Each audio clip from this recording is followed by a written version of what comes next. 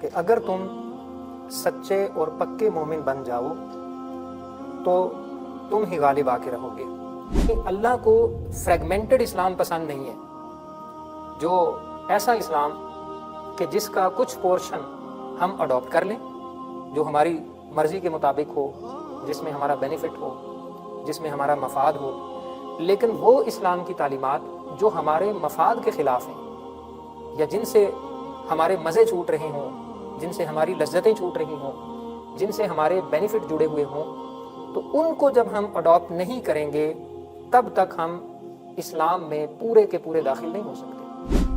مطلب یہ کیسے ممکن ہے کہ ایک شخص تھوڑی دیر کے لیے ان کی مجلس میں آ کے بیٹھتا ہے، وہ کوئی لمبی چوڑی تقریر نہیں کرتے، وہ ایک جملہ، دو جملے، دو نصیحتیں، ایک بول بولتے ہیں اور اس کی زندگی کی پوری بساط کو الٹ کے رکھ دیتے ہیں۔ وہ ان کے پاس آنے سے پہلے اور طرح کی زندگی گزار رہا تھا، لیکن جب وہاں سے اٹھ کے جاتا ہے تو اس کی زندگی تبدیل ہو چکی ہوتی ہے کہ اللہ ان کی زبان کے اندر تاثیر رکھ دیتے ہیں۔ لوگوں کی دوائی وہ اثر نہیں کرتی، ڈاکٹر کی میڈیسن وہ اثر نہیں کرتی، جو اثر ان کی باتوں کے اندر آ جاتا ہے۔ وہ علامہ اقبال نے فرمایا تھا نا، نگاہ مرد مومن سے بدل جاتی ہیں تقدیریں۔ اس کا کیا مطلب ہے؟ اس کا یہ مطلب نہیں ہوتا جو ہم سمجھ رہے ہوتے ہیں کہ اچھا وہ نگاہ کرتا ہے تو اس سے تقدیر بدل جاتی ہے۔ اس کا مطلب یہ ہوتا ہے کہ اس کی مجلس میں بیٹھنے سے، چند لمحے کی صحبت جو میسر آتی ہے، اس گفتگو سے، اس ماحول کی برکت کی وجہ سے اللہ تبارک و تعالیٰ دل کی دنیا کو بدل دیتا ہے۔ اور ایک جگہ فرماتے ہیں، اقبال ہی فرماتے ہیں، سبب کچھ اور ہے تو جس کو خود سمجھتا ہے، زوال بندہ مومن کا بے زری سے نہیں۔ ہم نے یہ کانسیپٹ بٹھایا ہوا ہے کہ زوال اس کو کہتے ہیں کہ معاشی زوال آ جائے، یعنی وہ بندہ زوال پذیر ہے یا وہ قوم زوال یافتہ ہے کہ جس کی اکانومی ٹھیک نہ ہو، یعنی وہ اپنا تعلق اللہ کے ساتھ مضبوط کر لیتا ہے تو پھر اس کا ایمان کامل ہونا شروع ہو جاتا ہے۔ اور جب ایمان کامل ہو جاتا ہے تو پھر وہ بندہ چاہے کسی کو تبلیغ کرے یا نہ کرے، اس کی باتوں کے اندر اللہ اثر ڈال دیتا ہے۔ 1.5 ارب کے قریب مسلمانوں کی آبادی ہے، لیکن وہ سارے بے عمل ہوں، ایمان نہ ہو، نماز کی فکر نہ ہو، زکوٰۃ نہ دیں، رشوت لیں، حرام مال کھائیں، حلال حرام کی تمیز نہ کریں، بددیانتی کریں، خیانت کریں، اور اپنے ملک اور قوم کے ساتھ غداری کریں، دشمنوں کے ساتھ مل جائیں، تو ایسے مسلمانوں کے ایمان کا امت مسلمہ کو فائدے کی بجائے نقصان ہے۔ لیکن اگر تھوڑے ہوں لیکن ان کا اخلاق اور ایمان ایسا ہو کہ لوگ ان کی مثالیں دینے لگ جائیں، لوگ ان کو اگزامپل کے طور پہ کوٹ کریں، ان کا model of behaviour reference point بن جائے، تو ایسے تھوڑے بھی بہت بڑی تبدیلی لے کے آ سکتے ہیں۔ ہمارے سامنے اللہ کی حدود کی، اللہ کے رسول کے قانون کی، قرآن مجید کی آیات کی توہین ہو رہی ہو، مذاق اڑایا جا رہا ہو، اور وہاں ہم خاموش رہیں اور ہمارے دل کے اندر کوئی غیرت ایمانی نہ جاگے، تو اس کا مطلب ہے ہمارا ایمان کمزور ہو چکا ہے۔ اسلام قبول کر لینے کے بعد سب سے اہم عبادت نماز ہے۔ لوگ نماز چھوڑ رہے ہوتے ہیں، ہمارے آس پاس بے نمازی پھر رہے ہیں، لیکن ہمیں وہ کوئی برائی نہیں لگتی۔ ہم نہیں اپنی ذمہ داری نہیں پوری کر رہے۔ ہمیں بہترین امت کیوں کہا گیا تھا؟ اس لیے کہ تأمرون بالمعروف وتنہون عن المنکر، کہ تم نیکی کا حکم دیتے ہو اور برائی سے روکتے ہو، اس لیے تم بہترین امت ہو۔ تو اگر ہم یہ کام چھوڑ دیں، وہ کنڈیشن ہمارے اندر موجود نہ رہے، تو پھر وہ ہمارا ٹائٹل بھی ہم سے چھن جائے گا۔ تو ہم یہ تو کہتے ہیں کہ نبی اکرم صلی اللہ علیہ وسلم اپنی امت کے لیے دعا کیا کرتے تھے۔ ہم تو لوگوں کی اصلاح کے لیے دعا نہیں کرتے، ہم تو لوگوں کے لیے پریشان نہیں ہوتے، حالانکہ ہمارے اسلاف کا طرز عمل یہ تھا کہ تکلیف کسی اور کو پہنچتی تھی، پریشان وہ خود ہوا کرتے تھے۔ تو دلوں کو جوڑنے کا کام، دلوں میں الفت پیدا کرنا، دلوں میں محبت پیدا کرنا، یہ اللہ کی توفیق اور اس کی طرف سے ہدایت سے ہوتا ہے۔ ہمارا کام دعا کرنا ہے، نصیحت کرنی ہے اور اس کے ساتھ دعا کرنی ہے۔ تو Islam is not a theoretical religion, it's entirely practical religion. یہ صرف باتیں اور قصے کہانیوں کا مذہب نہیں ہے کہ ہم ڈسکشنز کرتے رہیں، یہ وہ والا دین نہیں ہے۔ یہ تو ایک پریکٹیکل ریلیجن ہے۔ اور ویلیوز پہ میں بار بار اس بات پہ زور دیتا ہوں کہ مسلمانوں کا عروج ویلیوز کی وجہ سے تھا، ویلیوز کی وجہ سے تھا۔ وہ رشوت نہیں لیتے تھے بڑے سے بڑے فائدے کے لیے، حرام نہیں کھاتے تھے، بددیانتی نہیں کرتے تھے، خیانت نہیں کرتے تھے، جھوٹ نہیں بولتے تھے، فریب نہیں دیتے تھے، دھوکہ دہی نہیں کرتے تھے، غیبت سے بچتے تھے، چغلی سے بچتے تھے، تجسس نہیں کرتے تھے، ٹو نہیں لگاتے تھے۔ یہ اگر چیزیں ہم اپنی زندگی سے نکال دیں اور جتنا ٹائم بچے گا وہ سارے کا سارا ٹائم پروڈکٹیو کاموں میں لگانا شروع کر دیں، آپ دیکھیں گے آپ خود بھی پرسنل فلفلمنٹ فیل ہونا شروع ہو جائے گی، اور نہ صرف خود بلکہ یہ نور پھر دوسرے لوگوں تک بھی پھیلنا شروع ہو جائے گا۔ یہ کام تھوڑا سا مشکل ہے، اس کو سٹارٹ کرنا مشکل ہے، بس یہ ایک سجدہ جسے تو گراں سمجھتا ہے 1000 سجدے سے دیتا ہے آدمی کو نجات۔ ہم صبح بیٹھتے ہیں شکوے کرنے، صبح اٹھتے ہیں تو موڈ آف ہوتا ہے سب کا، یہ ہماری مینٹیلٹی عجیب ہے۔ تو بھئی اللہ نے تاریکی کے بعد ہمیں روشنی دی ہے، موت کے بعد زندگی دی ہے، ایک نئی صبح دی ہے، ہمیں تو خوش ہو کے اٹھنا چاہیے، لیکن ہم نہیں ایسے اٹھتے۔ ہم تو کتنی دیر سوچتے رہتے ہیں بیڈ پہ کہ اچھا اٹھنا چاہیے یا نہیں اٹھنا چاہیے، اور پھر لیٹ اٹھتے ہیں، پھر آگے سارے معاملات ہمارے ڈسٹرب رہتے ہیں۔ ابھی ریسنٹلی جو ڈیولپمنٹ افغانستان میں ہوئی ہے، کس بنیاد پہ ہوئی؟ انہوں نے اپنے ایمان اور اخلاق پہ کمپرومائز نہیں کیا۔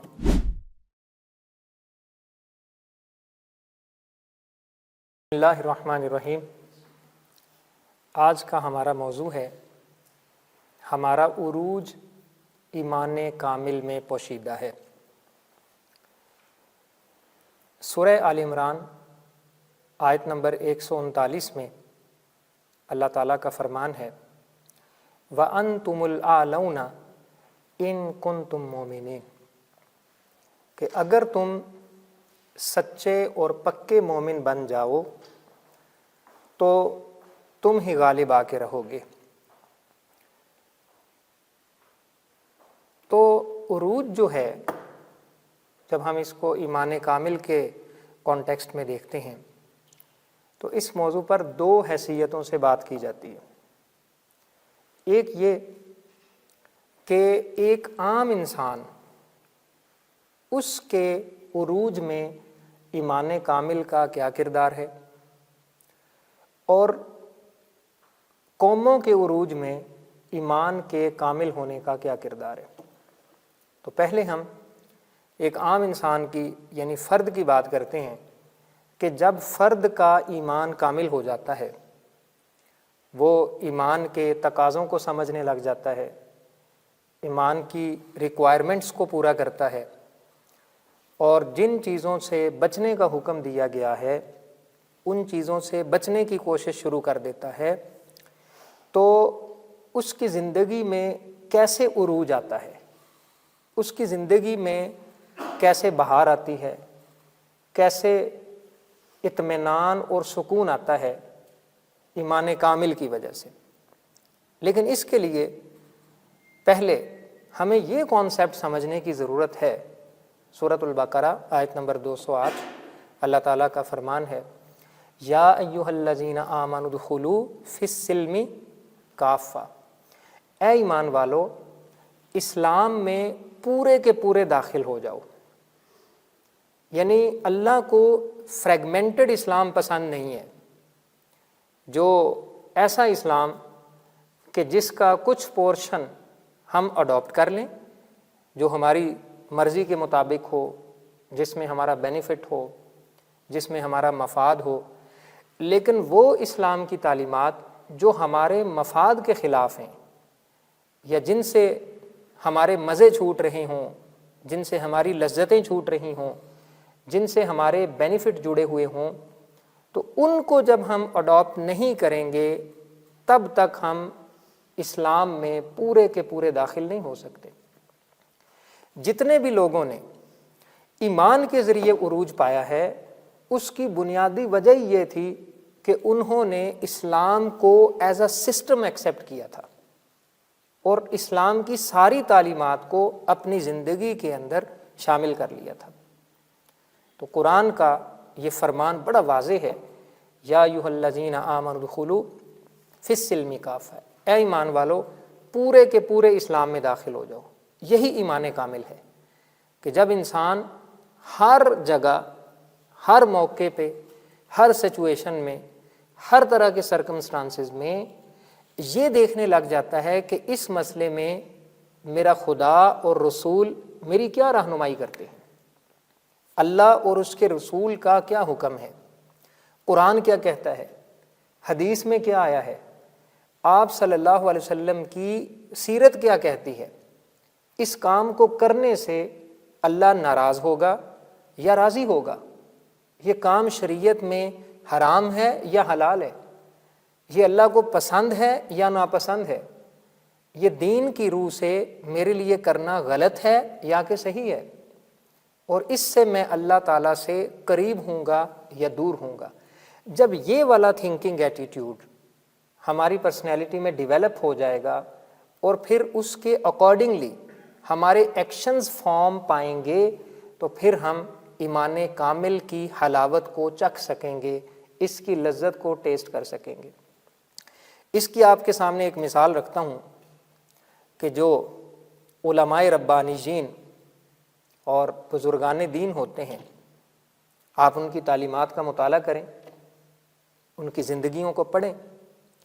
مطلب یہ کیسے ممکن ہے کہ ایک شخص تھوڑی دیر کے لیے ان کی مجلس میں آ کے بیٹھتا ہے، وہ کوئی لمبی چوڑی تقریر نہیں کرتے، وہ ایک جملہ، دو جملے، دو نصیحتیں، ایک بول بولتے ہیں اور اس کی زندگی کی پوری بساط کو الٹ کے رکھ دیتے ہیں۔ وہ ان کے پاس آنے سے پہلے اور طرح کی زندگی گزار رہا تھا، لیکن جب وہاں سے اٹھ کے جاتا ہے تو اس کی زندگی تبدیل ہو چکی ہوتی ہے۔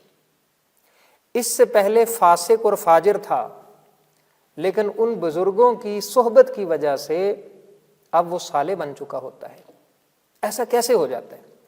اس کی وجہ یہ ہے کہ جب بندہ ہر معاملے میں اللہ تبارک و تعالیٰ کے احکامات کی پیروی کرنے لگ جائے، جب اس کا عقیدہ توحید مضبوط ہو جائے، جب اس کو یہ یقین آ جائے کہ میرے ذات کا مالک، خالق، رازق سب کچھ اللہ تبارک و تعالیٰ کی ذات ہے، وہی اگر چاہے تو بیماری بھیج دے اور چاہے تو بیماری کو دور کر دے، وہ آنے واحد میں ملکوں کے ملک تباہ کر سکتا ہے، قوموں کی قومیں تباہ کر سکتا ہے، وہ چاہے تو کسی کو عروج دے اور چاہے تو کسی کو زوال دے دے۔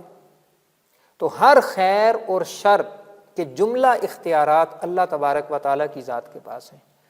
ہمیں اپنی ہر پریشانی میں، ہر مصیبت میں، ہر تکلیف میں، ہر ڈسکمفرٹ میں صرف اور صرف اللہ ہی کی طرف پہلے رجوع کرنا چاہیے۔ تو جب عقیدہ توحید اس طرح سے مضبوط ہو جاتا ہے، اللہ پر توکل مضبوط ہو جاتا ہے، چھوٹے چھوٹے معاملات میں بندہ اللہ کا شکر گزار ہونے لگ جاتا ہے، پریشانیوں اور مصیبتوں پر تسلیم و رضا کا ایٹیٹیوڈ شو کرنا شروع کر دیتا ہے، تو اب اس کے دل کے اندر نور داخل ہونا شروع ہو جاتا ہے۔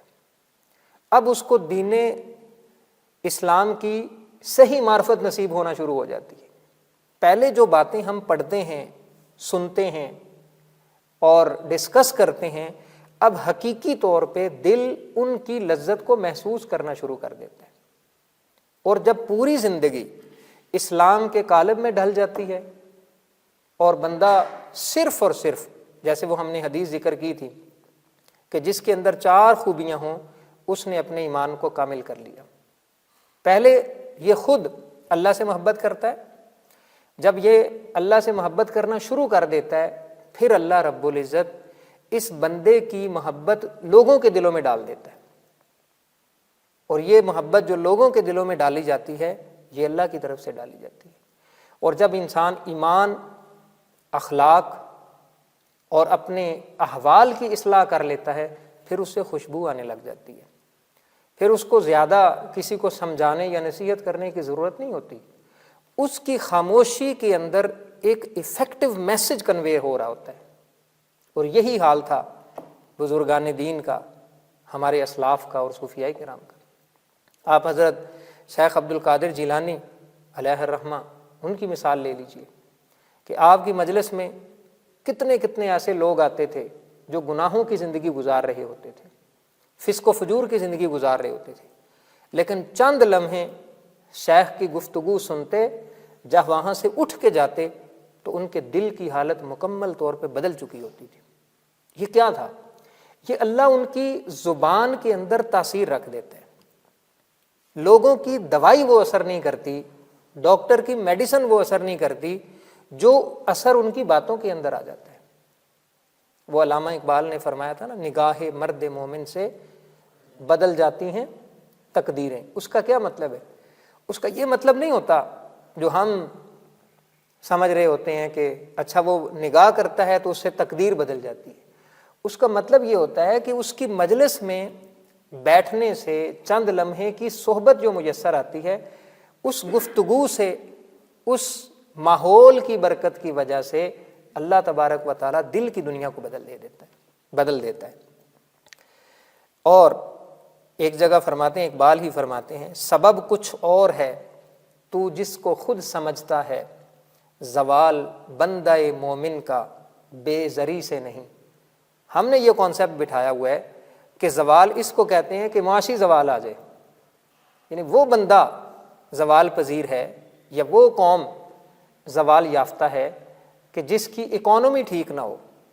اقبال کہتے ہیں اکانومی سے زوال نہیں آتا، ایک زوال کا تعلق غربت اور افلاس کے ساتھ نہیں ہے، اصل زوال ایمان اور اخلاق کا زوال ہے۔ مسلمان مکی دور کے اندر غریب ہی تھے، کوئی بہت زیادہ ریسورسز نہیں تھے، لیکن ان کا ایمان مضبوط تھا، ان کے اخلاق اعلیٰ تھے، ان کو اپنے رب کے اوپر بھروسہ تھا۔ بڑی سے بڑی مشکلات انہیں اپنے ایمان سے ہٹا نہیں سکتی تھیں، وہ اپنے اخلاق پہ کمپرومائز نہیں کرتے تھے۔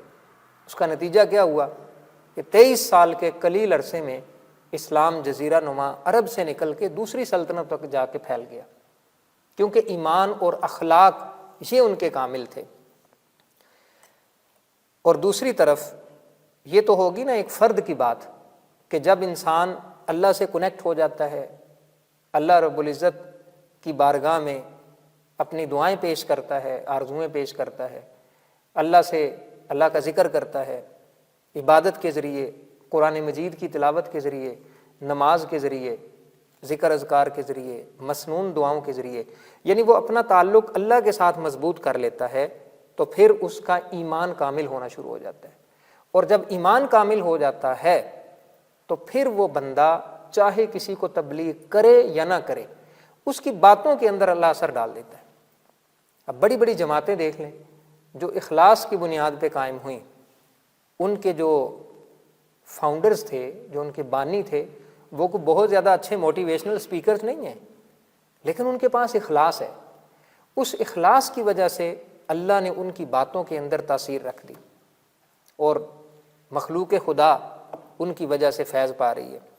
اب جب اس طرح کے لوگ مکی دور میں دیکھیں، جو سیرت کا پہلا فیز ہے، تو اس میں بھی مسلمانوں کی تعداد کچھ زیادہ نہیں تھی، لیکن وہ جو چند مسلمان تھے، چند سو یا چند ہزار، ان کے ایمان اور اخلاق کا لیول اتنا بلند تھا کہ انہوں نے پورے ماحول کو آگے جا کے تبدیل کر کے رکھ دیا۔ تو آج ہمیں ایسے مسلمانوں کی ضرورت ہے۔ اگر کروڑوں مسلمان ہوں، جیسا کہ ہیں، 1.5 ارب کے قریب مسلمانوں کی آبادی ہے، لیکن وہ سارے بے عمل ہوں، ایمان نہ ہو، نماز کی فکر نہ ہو، زکوٰۃ نہ دیں، رشوت لیں، حرام مال کھائیں، حلال حرام کی تمیز نہ کریں، بددیانتی کریں، خیانت کریں، اور اپنے ملک اور قوم کے ساتھ غداری کریں، دشمنوں کے ساتھ مل جائیں، تو ایسے مسلمانوں کے ایمان کا امت مسلمہ کو فائدے کی بجائے نقصان ہے، اور ایسی کثرت کا، ایسا زیادہ ہونے کا بھی کوئی فائدہ نہیں ہے، بلکہ الٹا نقصان ہے۔ لیکن اگر تھوڑے ہوں لیکن ان کا اخلاق اور ایمان ایسا ہو کہ لوگ ان کی مثالیں دینے لگ جائیں، لوگ ان کو اگزامپل کے طور پہ کوٹ کریں، ان کا model of behaviour reference point بن جائے، تو ایسے تھوڑے بھی بہت بڑی تبدیلی لے کے آ سکتے ہیں۔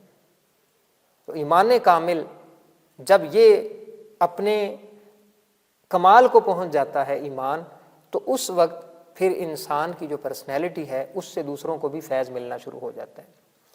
اور اگر چند لوگ یہ کام شروع کریں، اپنے ایمان کو درست کر لیں، اپنے اندر ویلیوز ڈیولپ کریں، اور اپنے پرسنالٹی سے جو نیگیٹو ٹریٹس ہیں، نیگیٹو کریکٹرسٹکس ہیں، ان کو نکالنے کی کوشش کریں، اور پھر یہ سلسلہ آگے بڑھے۔ آپ دیکھیں کہ اللہ تعالیٰ نے امت مسلمہ کی جو فضیلت بیان کی ہے اس کی کیا وجہ ہے؟ فرمایا کنتم خیر امت اخرجت للناس تأمرون بالمعروف وتنہون عن المنکر، کہ تمہیں امت خیر، بہترین امت کہا گیا ہے۔ وجہ کیا ہے؟ کہ تأمرون بالمعروف، اس لیے کہا گیا ہے کہ تم نیکی کا حکم دیتے ہو، وتنہون عن المنکر، اور برائی سے روکتے ہو۔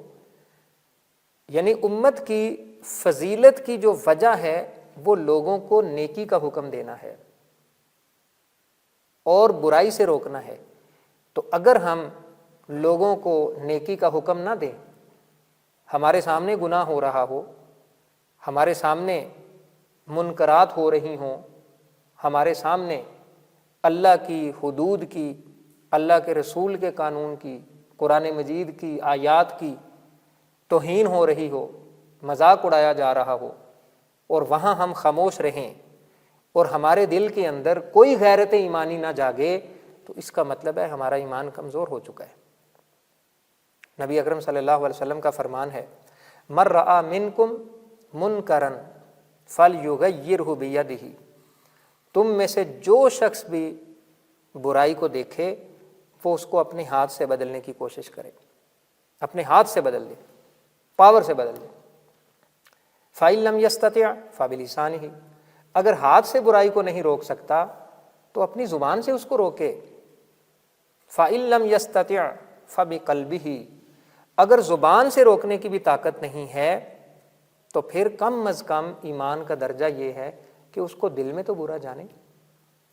آج معاشرے کے اندر کتنی ایسی برائیاں ہیں جو ہمارے سامنے ہو رہی ہوتی ہیں اور وہ نارملائز ہو چکی ہیں، ہمیں وہ برائی نہیں لگتی۔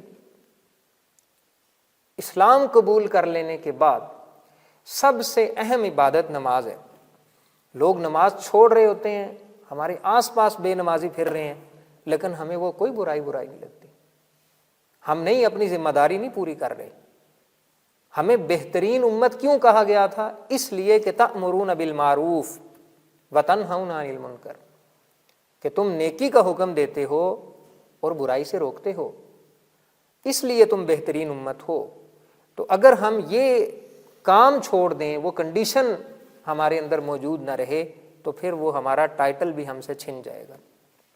تو جہاں ہم نے خود کو تبدیل کرنے کی کوشش کرنی ہے، جہاں اپنے ایمان کو اسٹرینتھن کرنا ہے، جہاں اپنے اخلاق کو اچھا کرنا ہے، جہاں خود برائیوں سے بچنا ہے، جہاں خود گناہوں سے بچنا ہے، جہاں بری چیزوں سے خود کو بچانے کی کوشش کرنی ہے، اس کے ساتھ ساتھ اس معاشرے کو درست کرنے کی بھی ہماری ذمہ داری ہے۔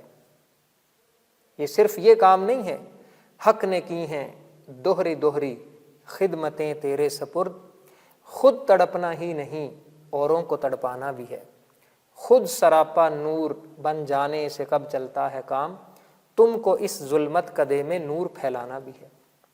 ہم نے صرف اپنی اصلاح نہیں کرنی، حدیث میں آتا ہے کلکم راعٍ وکلکم مسئول عن رعیتہ، تو ہر بندہ جو اس کا سرکل بنتا ہے، اگر آپ اسٹوڈنٹس ہیں تو آپ کے کلاس میٹس، آپ کے روم میٹس، آپ کے ساتھ کھیلنے والے لوگ، آپ کے ساتھ اسٹڈی کرنے والے لوگ، آپ کے ساتھ گپ شپ لگانے والے لوگ، آپ کے ساتھ آؤٹنگ کرنے والے لوگ، یہ آپ کا سرکل ہے۔ آپ کے چھوٹے بہن بھائی، یہ آپ کا سرکل ہے۔ تو آپ کی ذمہ داری ہے احسن طریقے سے، نرمی سے، ریپیٹیشن سے بار بار ان کو نصیحت کرتے رہیں، ان کے لیے دعا کرتے رہیں۔ تو ہم یہ تو کہتے ہیں کہ نبی اکرم صلی اللہ علیہ وسلم اپنی امت کے لیے دعا کیا کرتے تھے، ہم تو لوگوں کی اصلاح کے لیے دعا نہیں کرتے، ہم تو لوگوں کے لیے پریشان نہیں ہوتے۔ حالانکہ ہمارے اسلاف کا طرز عمل یہ تھا کہ تکلیف کسی اور کو پہنچتی تھی، پریشان وہ خود ہوا کرتے تھے۔ حضرت نظام الدین اولیاء رحمۃ اللہ تعالی علیہ، ان کے بارے میں آتا ہے کہ وہ خانقاہ میں جب لوگوں کا رش بڑھتا، لوگ زیادہ ہو جاتے، ہجوم زیادہ ہو جاتا، جگہ نہ ہوتی، تو کچھ لوگ پیچھے دھوپ میں جا کے بیٹھ جاتے، جگہ نہ ہونے کی وجہ سے انہیں دھوپ میں بیٹھنا پڑتا۔ تو ان دھوپ میں وہ بیٹھے ہوئے ہیں، لیکن آپ فرماتے ہیں کہ لوگوں قریب قریب ہو کے بیٹھ جاؤ، دھوپ میں وہ بیٹھے ہیں لیکن دل میرا جل رہا ہے۔ تو ایسا کوئی درد پیدا کرنے کی ضرورت ہے ہمیں اپنے دوستوں کا، برائی وہ کریں تکلیف ہمیں ہو، وہ تکلیف میں مبتلا ہوں پریشان ہم ان کے لیے کانشیس ہوں۔ تو جس طرح دنیاوی کاموں میں ہم ان کے لیے کانشیس ہوتے ہیں، ہمیں نماز، قرآن اور باقی ایمان اور اخلاق میں اس سے زیادہ کانشیس ہونے کی ضرورت ہے، لیکن ہم اس کو لائٹ لیتے ہیں۔ یہ لائٹ لینے والی چیزیں نہیں ہیں۔ ہم نے پچھلے لیکچر میں بات کی تھی کہ صحابہ کرام ایک دوسرے سے جب ملتے تھے تو ایمان کا تذکرہ کیا کرتے تھے، وہ ایمان تازہ کیا کرتے تھے، ایک دوسرے کو سورۃ العصر سنایا کرتے تھے تاکہ یاد دہانی ہو جائے۔ فذکر ان نفعت الذکریٰ وذکر فإن الذکریٰ تنفع المؤمنین۔ ہم ایک دفعہ کہتے ہیں، اس کے بعد ہم چھوڑ دیتے ہیں، ہم کہتے ہیں اس نے نہیں صحیح ہونا، میں نے اپنی ذمہ داری پوری کر دی۔ نہیں، قرآن کہتا ہے وذکر، نصیحت کرتے رہو، فإن الذکریٰ تنفع المؤمنین، یہ نصیحت کرنا مومنوں کو فائدہ دیتا ہے۔ تو نصیحت بھی کرنی ہے پلس اس کے ساتھ ساتھ دعا بھی کرنی ہے۔ جب کوئی بندہ دعاؤں میں شامل ہو جائے بغیر کسی طمع کے، بغیر کسی لالچ کے، بغیر کسی بینیفٹ کے، بغیر کسی مفاد کے، تو پھر اس کے راہ راست پہ آنے کے چانسز بڑھ جاتے ہیں۔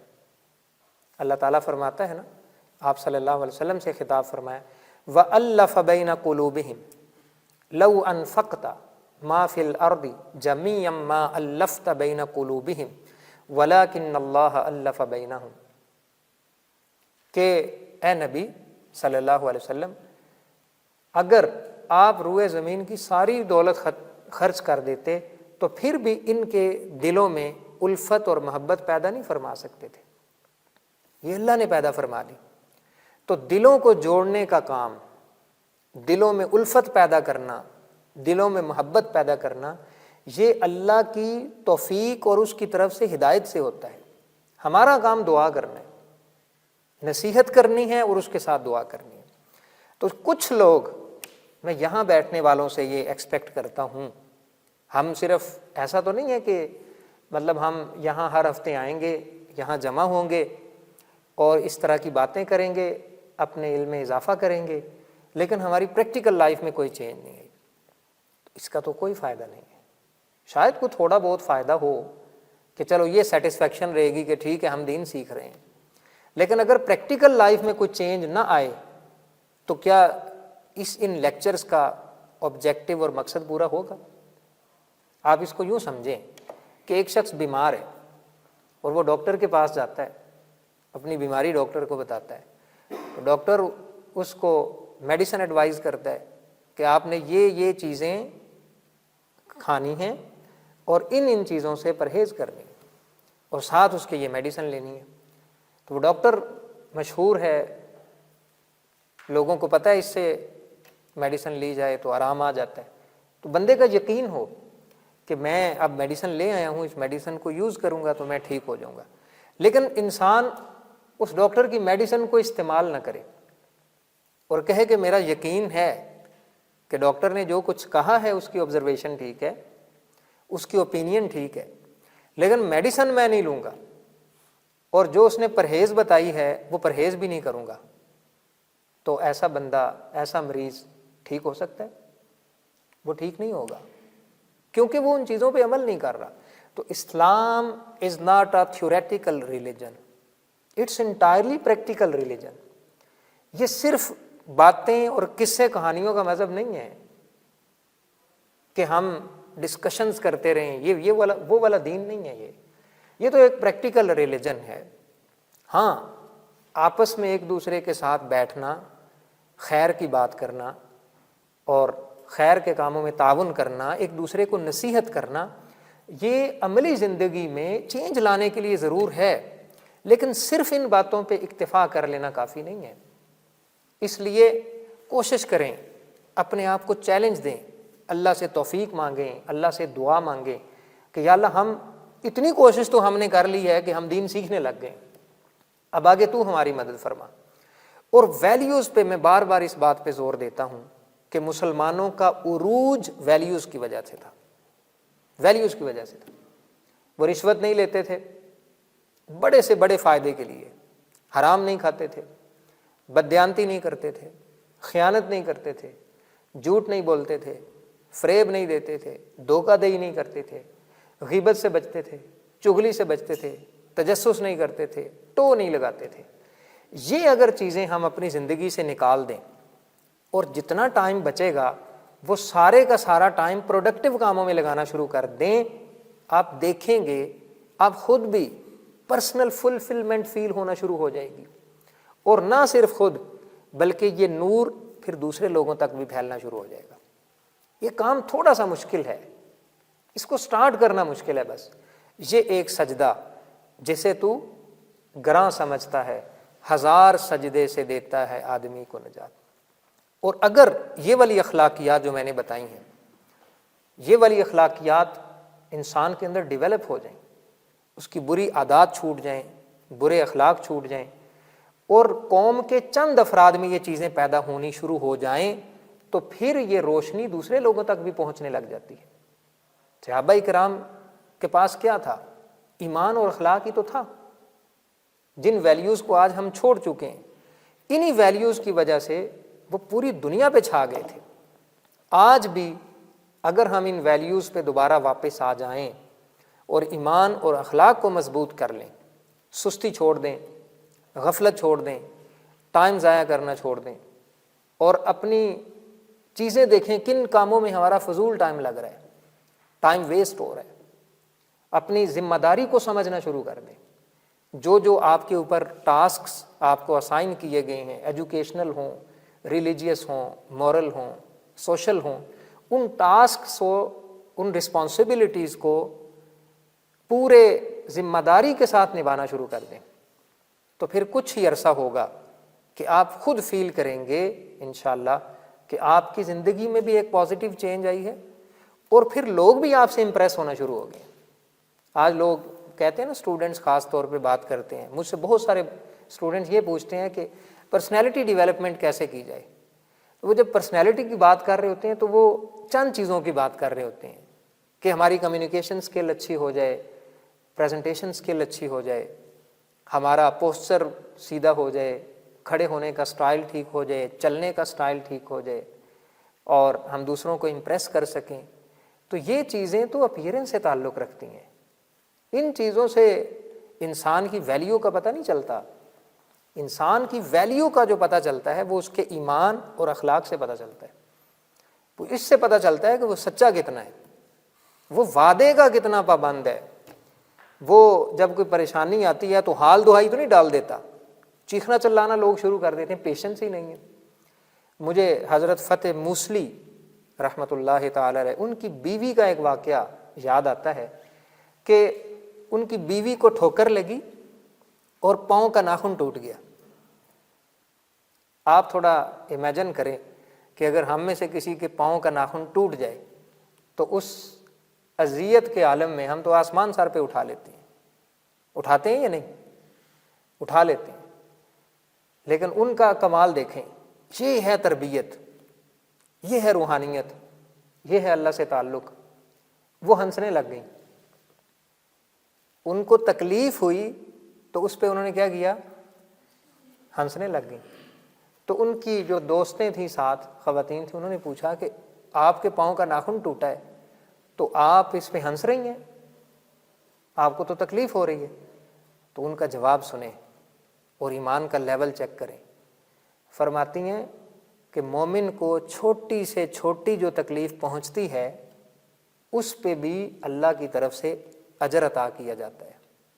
میں تو اس ثواب کے اوپر ہنس رہی ہوں جو اس تکلیف کے بدلے میں اللہ نے میرے نامہ اعمال میں لکھا ہے۔ یہ تھا ان کا لیول۔ اس قدر وہ اللہ کی رضا میں راضی کہ شکوہ شکایت ہی اپنی زندگی سے نکال دیا۔ ہم صبح بیٹھتے ہیں شکوے کرنے، صبح اٹھتے ہیں تو موڈ آف ہوتا ہے سب کا۔ یہ ہماری مینٹیلٹی عجیب ہے۔ اور بھئی اللہ نے تاریکی کے بعد ہمیں روشنی دی ہے، موت کے بعد زندگی دی ہے، ایک نئی صبح دی ہے، ہمیں تو خوش ہو کے اٹھنا چاہیے، لیکن ہم نہیں ایسے اٹھتے۔ ہم تو کتنی دیر سوچتے رہتے ہیں بیڈ پہ ہی کہ اچھا اٹھنا چاہیے یا نہیں اٹھنا چاہیے، اور پھر لیٹ اٹھتے ہیں، پھر آگے سارے معاملات ہمارے ڈسٹرب رہتے ہیں۔ تو ان چیزوں کو اپنے اندر لے کے آنا ہے، ان چیزوں کو امپروو کرنا ہے۔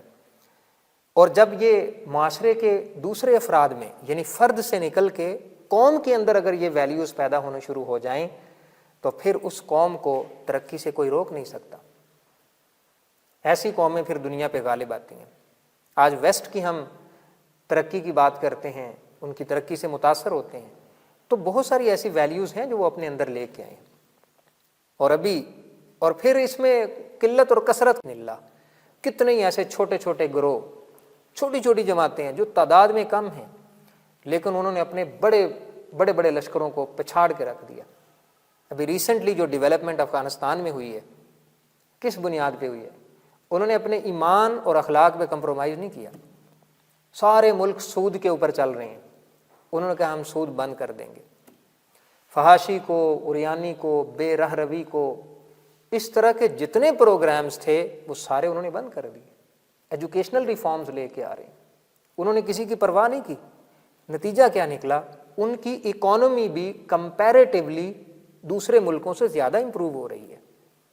وہاں چیزیں دوسرے ملکوں سے زیادہ سستی ہیں کمپیریٹیولی اگر دیکھا جائے۔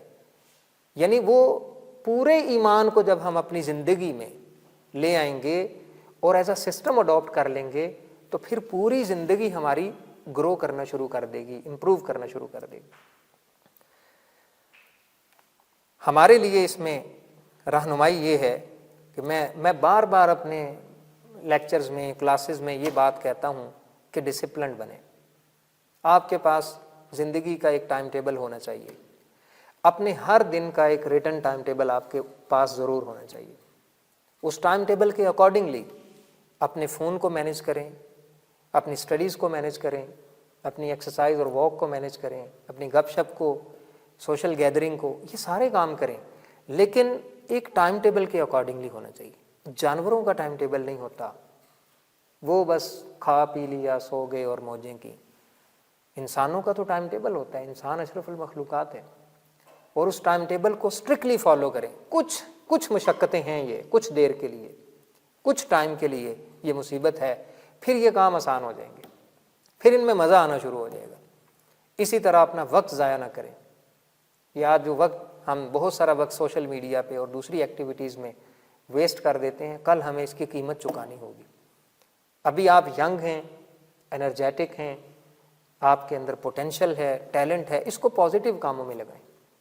ادروائز اگر آپ اس کو پازیٹیو کاموں میں نہیں لگائیں گے تو یہ آٹومیٹیکلی آپ کو نیگیٹو کاموں میں لگا دے گا۔ اور سب سے اہم بات یہ ہے کہ اللہ کے ساتھ اپنا تعلق مضبوط کریں، نمازوں کی حفاظت کریں، دعا کریں کثرت سے، اللہ تعالیٰ کی بارگاہ میں اپنی تمنائیں، اپنی حاجات، اپنی آرزوئیں اللہ کے حضور پیش کریں، وقت ضائع نہ کریں، اور زندگی کا کوئی مقصد سیٹ کریں۔ ہم دوسرے لوگوں سے توقعات کر رہے ہوتے ہیں کہ کوئی لیڈر آئے جو چینج کر دے، ہم خود لیڈر نہیں بنتے، ہم خود لیڈر بننے کی کوشش نہیں کرتے۔ اگر ہم یہ ویلیوز اپنے اندر ڈیولپ کر لیں تو پھر انشاءاللہ ہم بھی دنیا کو چینج کر سکتے ہیں، ہم بھی سوسائٹی میں پازیٹیو چینج لے کے آ سکتے ہیں۔ اور مایوس نہیں ہونا، ان ساری کمزوریوں، ان ساری ناکامیوں، ان ساری ویکنیسز کے باوجود علامہ اقبال جہاں مسلمانوں کی ان خامیوں کا ذکر کرتے ہیں، اور وہاں پہ جواب شکوہ میں آخر کیا کہتے ہیں؟ دیکھ کے رنگے چمن ہو نہ پریشاں مالی، کوکب غنچہ سے شاخیں ہیں چمکنے والی، خس و خاشاک سے ہوتا ہے گلستاں خالی، گل برانداز ہے خون شہداء کی لالی، رنگ گردوں کا ذرا دیکھ تو ان نابی ہے، یہ نکلتے ہوئے سورج کی افق تابی ہے۔ مایوسی نہیں، آپ کو تھاٹس آئیں گی کہ فائدہ نہیں ہو رہا، چینج تو آ نہیں رہی، پڑھے جا رہے ہیں، سنے جا رہے ہیں، نہیں، لگے رہیں۔ ایک ایک قطرہ جب کنسسٹنسی کے ساتھ پتھر پہ بھی اگر گرتا رہے تو ایک نہ ایک دن پتھر میں سوراخ ہو جاتا ہے۔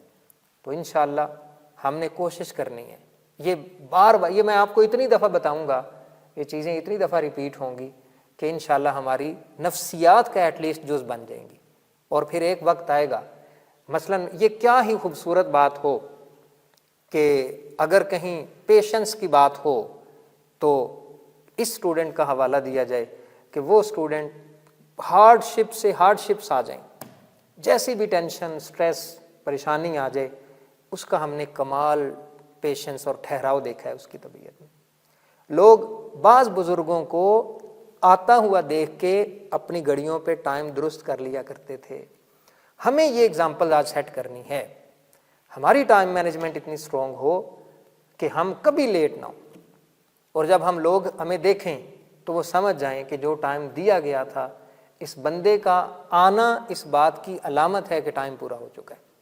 ہمارے بارے میں لوگوں کے ذہنوں میں یہ تصور بیٹھ جائے کہ یہ بندہ جھوٹ نہیں بولتا، یہ بندہ غیبت نہیں کرتا، یہ بندہ کسی کی چگلی نہیں کر سکتا، یہ بندہ راز کو لیک نہیں کر سکتا، اس بندے پر اعتبار کیا جا سکتا ہے، اس پر اعتماد ہو سکتا ہے، اس سے کوئی بھی بات اپنی شیئر کی جا سکتی ہے، یہ کل تانا نہیں دے گا، یہ کل شرمندہ نہیں کرے گا۔